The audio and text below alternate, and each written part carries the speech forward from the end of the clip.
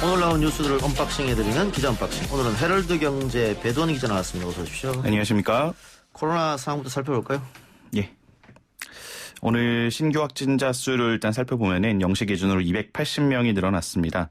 지난 14일에 103명이 된 것을 시작으로 지난 23일에 397명을 찍고 어제 266명, 오늘 280명을 기록하고 있는 건데요. 이 12일 동안 발생한 신규 확진자만 총 3,175명에 달합니다. 하루 확진자 수가 열흘 넘게 세 자릿수를 이어간 게 대구 경북 중심의 이제 1차 대유행 기간 2월 말에서 3월 중순이죠. 이때 이후 처음이라고 하고요. 오늘 신규 확진자 280명의 감염 경로를 보면은 일단 지역별로 서울이 134명, 경기가 63명, 인천 15명 등 총 212명이 수도권에 집중이 됐습니다. 서울 성북구 사랑제일교회 관련 접촉자를 조사하던 중에 34명이 추가로 양성 판정을 받아서 어제 정오 기준으로 이 사랑제일교회 확진자가 875명이 됐고요. 지난 15일 광화문 집회와 관련 확진자도 계속 늘어서 어제까지 누적 176명으로 늘었습니다. 이 외에도 용인시의 우리제일교회 182명, 서울 여의도 순복음교회 41명, 인천 부평의 갈릴리교회 38명, 서울 관악구의 방문 판매업체 관련 25명 등 집단 감염 관련 확진자가 꼬리를 물고 있는 상황입니다. 그런데 이 국립중앙의료원산하 신종감염병 중앙임상위원회에서 수도권 확진자가 23일 날 정점을 찍었다 이렇게 말했습니다. 아까 얘기한 대로 23일 날 397명이었거든요. 맞습니다. 397명. 그럼 더 이상 이상으로 올라가지 않는다 이 말 아닙니까? 지금 현재 이제 수치만 갖고 봤을 때 그렇다라는 거고요. 예. 이제 주영수 코로나19 공동대응 상황실장 말을 들어보면은 예측하기는 어렵지만 23일이 가장 수도권에서 정점으로 추정을 하고 있다. 그러니까 오늘 신규 확진자가 크게 증가하지 않은 것으로 봐서는 증가세가 한번 꺾이지 않았나 보고 있다라고 말을 한 거고요. 그러니까 지난 13일에서 16일 연휴 기간 있잖아요. 광복절. 이때에 따른 확진자 증가세가 23일 수치에 반영이 된 거로 보고 그 이후에는 이제 사회적 거리두기가 좀 강화됐잖아요. 지난 주말 기점으로 해서. 그렇기 때문에 이제 증가하는 수준으로 가지 않을 것이다라는 전망이고요. 이게 이제 수치로 계산한 거고 이게 무슨 방심해도 된다 이런 뜻은 당연히 아니고 앞으로 조금 방심하면 다시 언제든 올라갈 수 있는 거니까요. 예. 걱정돼서 질문 한번 드려봤습니다. 예. 그러면 자, 그리고 이 중앙임상위원회에서 코로나 백신이 빨라야 내년 봄 그리고 나와도 팬데믹은 끝나지 않을 것이다. 이런 얘기 됐습니다. 예, 맞습니다. 오늘 기자회견에서 이런 말을 했는데요. 그럼 백신과 치료제가 함께 나오지 않은 이상은 팬데믹은 멈추지 않는다 이 말입니까? 그것도 그렇고 이제 백신에 대해서 물론 의료계도 기대하는 바는 크지만 이제 회의적인 시각이 있다라는 거예요. 그러니까 안전하고 효과적인 백신이 나오리라는 보장이 없다. 그러니까 이게 나와도 이게 바이러스 침투 부위가 이게 우리 이제 코로나는 호흡기 질환이잖아요. 그 특성상 신체 외부에 침투 부위가 있다고 합니다. 그래서 다른 몸속에 있는 질환들에 비해 완벽한 백신이 나오기를 기대하기가 힘들다라는 설명이고요. 그다음에 입으로 숨을 쉬는 것을 주의해 달라는 당부도 나왔는데요. 이제 우리가 보통은 코로 숨을 쉬지만 말을 하거나 운동을 하거나 할 때는 또 입으로도 숨을 쉬지 않습니까? 근데 이게 코나 위쪽 기도에는 병원체를 거르는 이 방어 기전이 있는데 입으로 숨을 쉬면 이를 거치지 않기 때문에 마스크 착용도 중요하지만 입으로 숨쉬는 활동도 주의해야 된다는 게 임상위원회 권고입니다. 예, 문재인 대통령이 코로나 재확산 사태와 관련해서 방역과 경제는 반드시 함께 잡아야 하는 두 마리 토끼다라고 했습니다. 어느 것 하나도 포기할 수 없다. 당연한 말 같은데. 예, 그렇습니다. 그러면 사회적 거리두기 3단계로 격상하는 것은 현실적으로 어렵지 않나 이런 발언인 것 같기도 하는데 어떻게 보세요? 그렇게 해석이 될 여지도 있고요. 근데 이제 3단계로 격상을 하면 경제가 엄청난 충격을 받기 때문에 지금도 사실 충격이지 않습니까? 그렇습니다. 근데 이게 사실은 이 사회적 거리두기라는 게 우리나라에서 이제 정한 자체적인 단계이긴 하지만 그 기준이 다 정해져 있기 때문에 3단계 갈 기준에 됐는데 이거를 안 된다. 이렇게 하기는 사실 힘든 상황이고요. 어쨌든 근데 그런 상황이 오게 되면은 지금 이제 고위험 시설들은 문을 닫고 있지만 이제 3단계가 되면은 중위험 시설도 카페나 식당도 문을 닫아야 될 상황이 오거든요.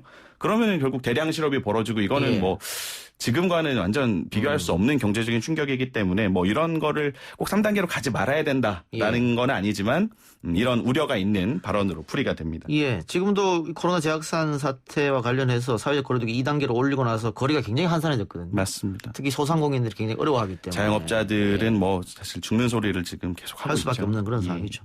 자, 그래서 그래서 또 2차 재난지원금 이야기가 나오고 있습니다. 맞습니다. 처음에 기재부에서는 2차 재난지원금은 없다라는 입장이었습니다만 다시 한번 코로나가 재확산되면서 지급은 할 것 같긴 한데 과연 1차 때처럼 전 국민에게 하겠느냐 아니면 차등 지원하느냐 이걸로 공방이에요? 예, 그렇습니다. 일단은 말씀하신 것처럼 그 민주당 지도부가 우리 아까 일부 인터뷰에서도 나왔었지만 재난지원금 논의를 보류하자 이런 방침을 일단 내놓고 있는데 김태년 원내대표가 오늘 대책회의에서 한 말이 이제 정치권이 지금 재난지원금을 두고 갑론을 빡할 때가 아니다. 이거는 당정청이 코로나 재확산 추세나 피해 상황을 면밀히 지켜보면서 결정할 것이다라고 이제 입단속을 시켰는데 그러니까 이게 사실은 방역이 먼저라는 실질적인 이유도 있지만 아까 말씀하신 것 정부에서 지난 3차례에 걸친 추경으로 이제 정부 곳간이 조금 바닥이 난 상황이라 이렇기 때문에 좀 보류하자라는 분석이 있는데 어쨌든 당내 당권 주자나 대권 주자들을 중심으로 지금 다양한 의견이 오늘까지도 계속 나오고 있는 상황입니다. 당권 주자들 얘기를 살펴보면은 김부겸 후보 같은 경우는 라디오 방송에 출연해서 한다면 이번에 100% 전 국민 지급을 하되 고소득자들은 연말정산이나 소득세 신고해서 환수하는 것을 했으면 좋겠다. 라고 밝혔고 같이 이제 당대표 후보 나온 박주민 후보도 페이스북을 통해서 전국민 대상 지급을 해야 된다.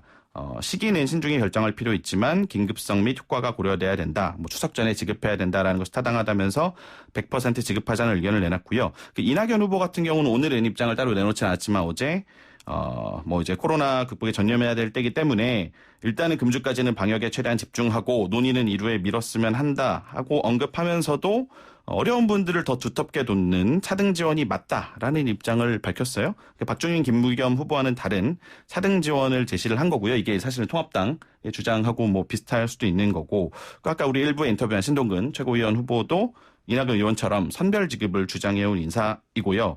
그러면서 뭐 선별 지급이 보수 야당에 동조하는 주장이라는 것은 잘못된 거다라고 주장을 하고 계시죠. 예. 대권 주자 경쟁을 하고 있는 이낙연 후보와 이재명 경기지사의 주장이 다르다. 엇갈리고 있습니다. 예. 방금 말씀드린 것처럼 이낙연 후보는 선별지급을 얘기를 하고 있고요. 이재명 경기지사는 오늘 뭐 이제 페이스북에 글을 많이 썼는데요. 국민 분열과 갈등을 초래하는 선별지급론과 같은 어리석음을 놓고 허비할 시간이 없다. 전 국민 대상으로 지급을 해야 된다라는 주장이고 이게 사실 오늘 오전에 윤희숙 미래통합당 의원 지난번에 뭐 임차인 발언으로 좀 화제가 됐던 이 윤희숙 의원이 이 재난지원금이 경제를 두고 하는 게 아니라 구제 측면에서 접근해야 된다라고 페이스북 글을 올렸어요. 이거에 대한 반박처럼 이제 보이는 이재명 지사의 글이었는데 지금의 경제 위기가 공급이 아니라 수요 부족 때문이다. 그러니까 수요를 늘려서 경제를 선순환시키는 데 중점을 둬야 한다. 그러면서 이게 이 재난지원금의 성격이 어려운 사람을 구제하는 게 목적이 아니라 경제정책이다. 라고 좀 반박을 했습니다. 그러면서 뭐 실제로 금융위기 때 긴축했던 나라들 예를 들면서 실업률과 오히려 자살률이 올라갔고 아이슬란드 같은 경우는 재정 건전성보다는 이제 적극적으로 재정 정책을 펴서 채무 비율을 오히려 낮추고 경제가 더 빨리 회복됐다. 뭐 이런 얘기를 덧붙였습니다. 이제 뭐 이어서 말씀드리면 통합당 같은 경우는 2차 재난지원금 지급은 일단 당론으로 못을 박은 상태인데 선별 지급하자는 입장이고요. 김종인 위원장 포함해서 윤희숙 의원의 오늘 글을 조금 설명을 드리면은 모든 사람들이 코로나 때문에 신경이 곤두서 있지만 생계나 일자리에 직격탄을 맞은 이들과 똑같이 생계지원금을 필요로 하는 건 아니다.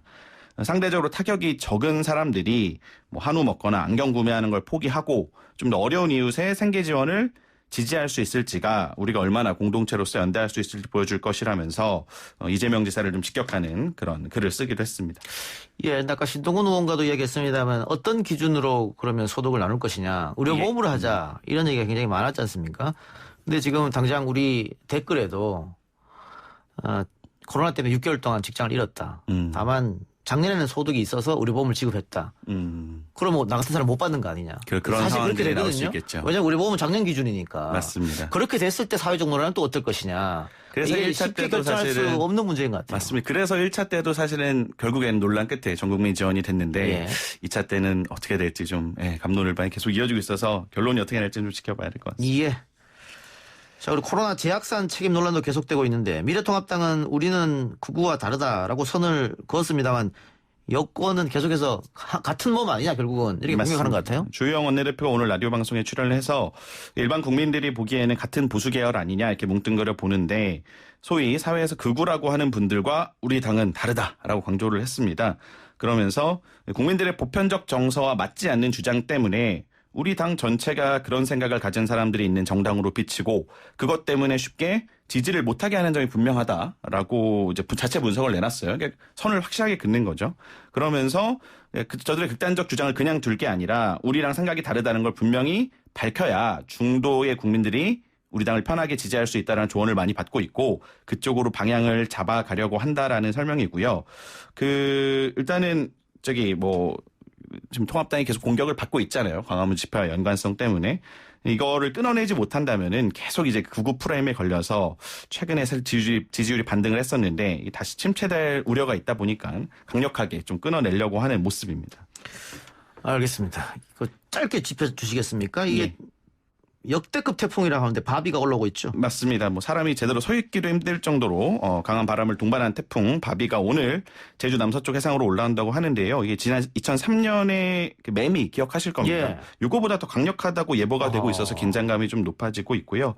내일 오후께 제주도를 거쳐서 모레인 27일 오전에 서울에 가장 가까워질 예정이라고 합니다. 이게 굉장히 조심을 좀 하셔야 될 것 같습니다. 걱정이 많네요. 알겠습니다. 지금까지 기자 언박싱 헤럴드 경제 배도원이었습니다. 고맙습니다.